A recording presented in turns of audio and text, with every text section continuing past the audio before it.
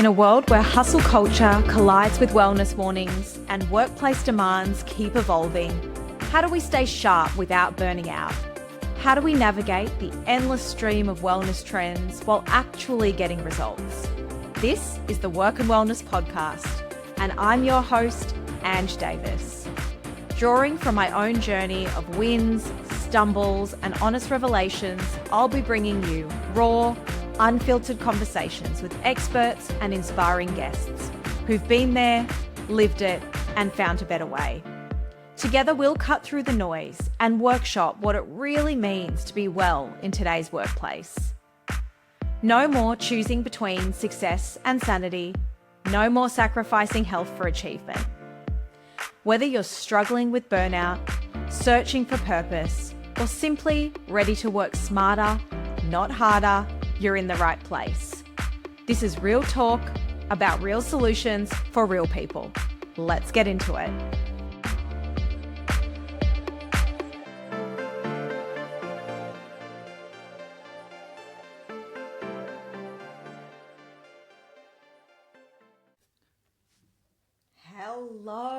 Hello, friends, and welcome to episode 1 of the Work and Wellness Podcast. I am Ange Davis, and I'm so excited to bring you the first episode of the pod. For December and January, we are going to do bite-sized episodes, so a little bit shorter than what the episodes will typically be. That's just to see you through the festive, busy, crazy season when we've got a little less time to listen. And then from February, we've got some very, very exciting guests dropping, sharing their insights and their information and stories. A brief intro to me. I thought I'd introduce myself for those of you who don't know me. I'm Ange, I'm a wellbeing speaker, and prior to that, I spent 16 years in corporate in various leadership roles. And I left to start my own business because I knew there was a better way to approach work and not sacrifice our wellbeing while we're trying to be successful and succeed in the corporate world. Through my postgrad study in psych, through my lived experience, which I'll share on another episode, and through expert guests, I wanted to bring really practical tools and tips for thriving at work and at home. And I really believe that well-being and corporate success can coexist. And I think there's a little bit of a myth that you have to sacrifice one for the other. And I just don't want that to be the case anymore. So in this podcast, we are going to explore how we can make that so. In this first episode, it is probably one of the most important topics I think that we can address at this time of year. It's important at any time, but especially throughout the end of the year. And it's a topic that I've really previously struggled with. And it's focused on one word, 2 letters, no. And a lot of us struggle with this word. I know as a recovering people pleaser that saying no can be really hard, and it can feel like you're being harsh or mean or like you don't care when you say no. But today I'm going to share with you why saying no is hard from a psychology perspective, how constant yeses can lead to burnout, how if we say yes to the wrong things and spend too much of our time doing things that don't align, we're actually blocking ourselves from doing the things that really matter and light us up. How saying no can actually improve our performance despite what we might think. And why saying no is the ultimate act of self-care. And I'm going to give you some really practical sentences that I use that are extremely effective for saying no, and it stops you from feeling guilty when you do say no. So let's get into it. Why do we feel guilty saying no? This often actually develops from childhood as a survival mechanism, which is really interesting. We often say yes because children who receive conditional love learn that meeting others' needs guarantees acceptance. And from an evolutionary standpoint, we all want to be accepted into our family, into our tribe, into our friendship groups. From a neurological perspective, people pleasing and saying yes triggers dopamine and oxytocin release. So dopamine is the reward chemical. It creates a temporary high of pleasure and motivation. And oxytocin is the connection chemical. So it's that warm feeling of being liked and accepted. So when we say yes, those chemicals are released. The cycle goes a little like this. We say yes. We receive a positive reaction from the person we say yes to. Dopamine and oxytocin release. The brain registers that this is safe and rewarding, and it unconsciously reinforces that behavior. So that is how we get caught in this cycle of saying yes, because it feels good, it feels warm and fuzzy at the time. And then all of a sudden, it doesn't feel good when we realize actually that wasn't the best thing to say yes to. On top of that, our corporate hierarchies reward overwork, and they make no or saying no feel really risky. This is why saying no is so hard. And a 2021 Gallup study actually found that 76% of employees experience burnout, and people pleasing and lack of boundaries were a significant contributor to that burnout. So there becomes a ripple effect when we say yes to everything, and it negatively affects our productivity on the most meaningful and important things in your life and work. So when we're saying yes to things because we can't say no, we ultimately lack productivity on the things that are actually really important for us to be doing. And we're just saying yes and crowding out our days doing things we really don't want to do. Saying yes also leads to overwork, and that can negatively impact work relationships because we've got less time. And let's be honest, when we've got less time and we're more stressed, we can be a little bit snappier with our work colleagues. I know I've been guilty of that in the past when I've said yes to too many things. I've definitely been much snappier with my team. And ultimately, this can really impact our mental health as well because we feel overwhelmed and it feels relentless. Saying yes to too many of the wrong things also blocks our ability to say yes to really aligned work when we aren't saying no to the things that aren't aligned or don't feel right. So, call it woo-woo or not, but I really believe that when we say no to things that aren't aligned with us or aren't a priority from a work perspective, we allow space to be able to say yes to the really cool things or the great work that lights us up when it comes our way, rather than having to say that we don't have capacity for it. Ultimately, the truth is that saying no increases performance because it means we give the most important work our full energy and focus, and it leads to better outcomes. So I've covered sort of why it's important to say no, the impact of saying yes too much, but how do you actually say no? And I think this can really be the hardest thing. We know that it is good to say no in certain circumstances, but the question is, how do we do it? What are some really practical ways that we can say no and it not feel like we are being lazy, that it's confrontational, or that we're being, unwilling to compromise or difficult? So I've got 3 different ways you can say no. They're actual sentences that you can use from a work perspective, and then 3 different ones from a social perspective as well, because we're coming to the end of the year. There is a lot on. Everyone I'm talking to is just saying, my God, it is busy. We've got so much on. And so I think social is just as important as work. But ultimately, all of these will improve your performance at work because you'll have the energy and focus to close out the year in a really, really strong way.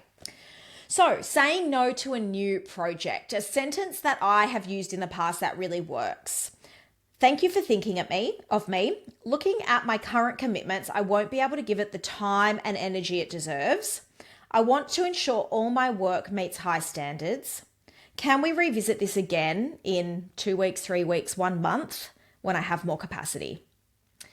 So you're thanking someone for thinking of you for the project. You're letting them know that you really care about your work and you want to do a great job, and that right now you're not able to do that, but you do want to be thought of again in the future. So thanks for thinking of me. Looking at my current commitments, I'm not going to be able to give it the time and energy it deserves. I want to ensure all my work meets high standards.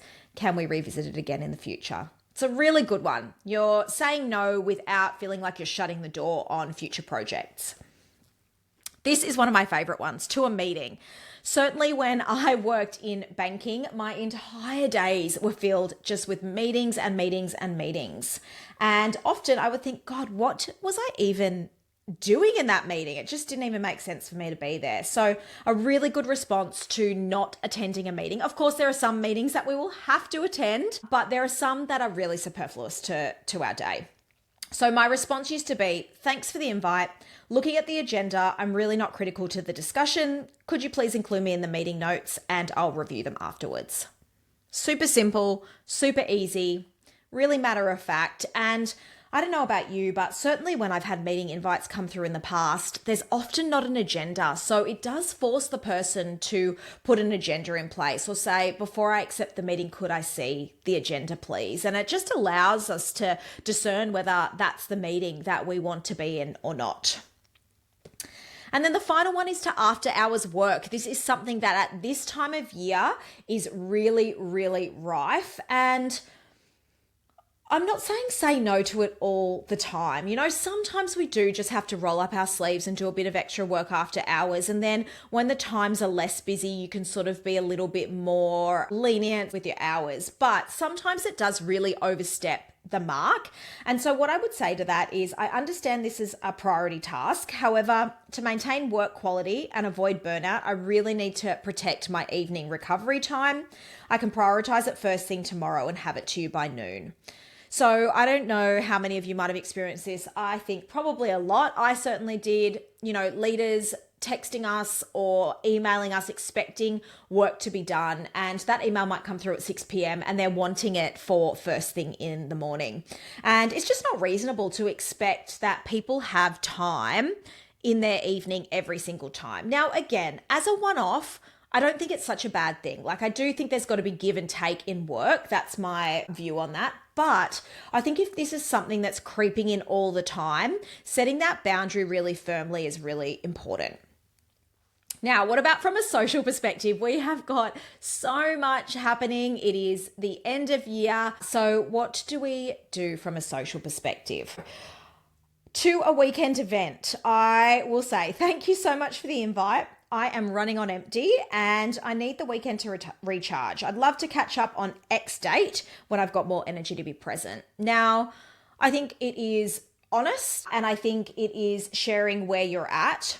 It's really important from my perspective that you then do follow up with a catch up following that. So to say, look, this from here on out, this is when I'll be free and I'm going to book a catch up with you.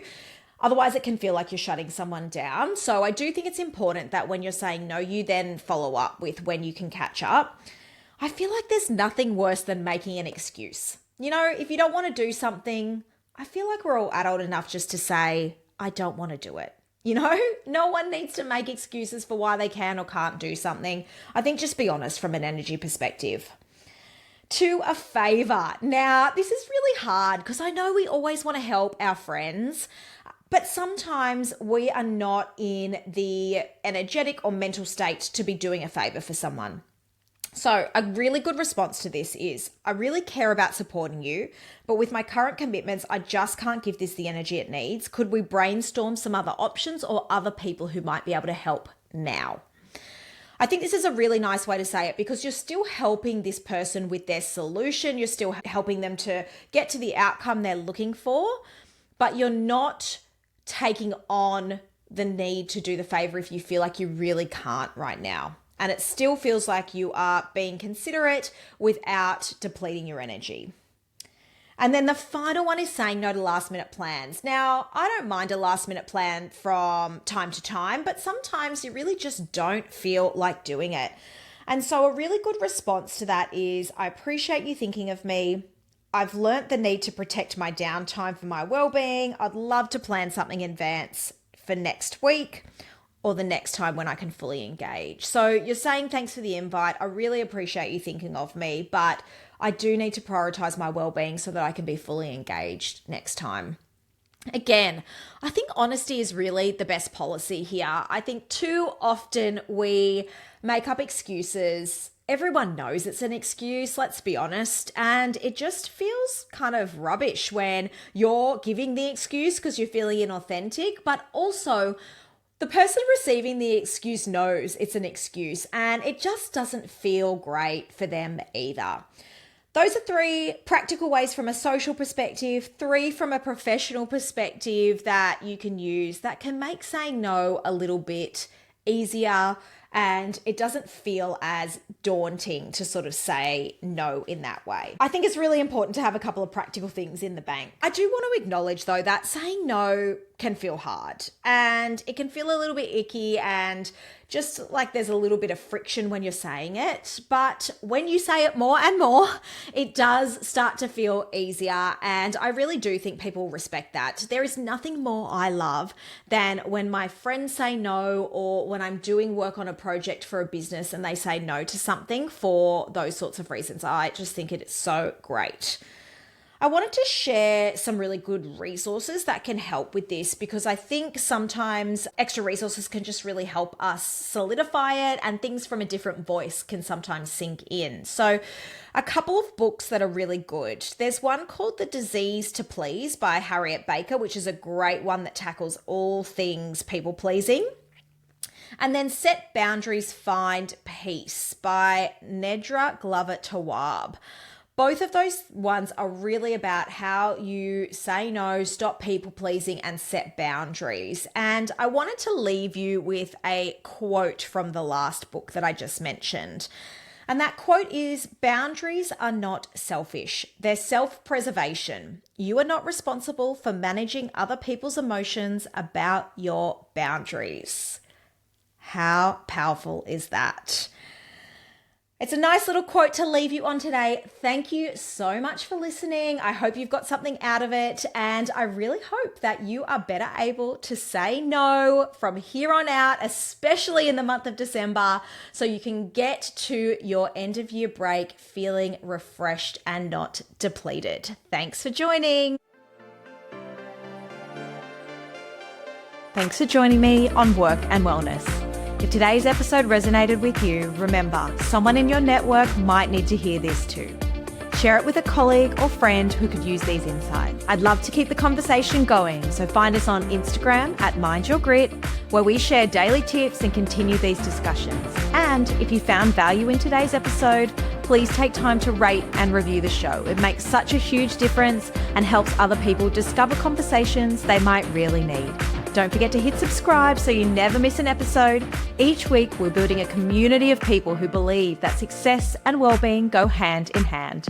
You can find the notes, resources, and links from today's episode at mindyourgrit.com. This is Work and Wellness with Ange Davis.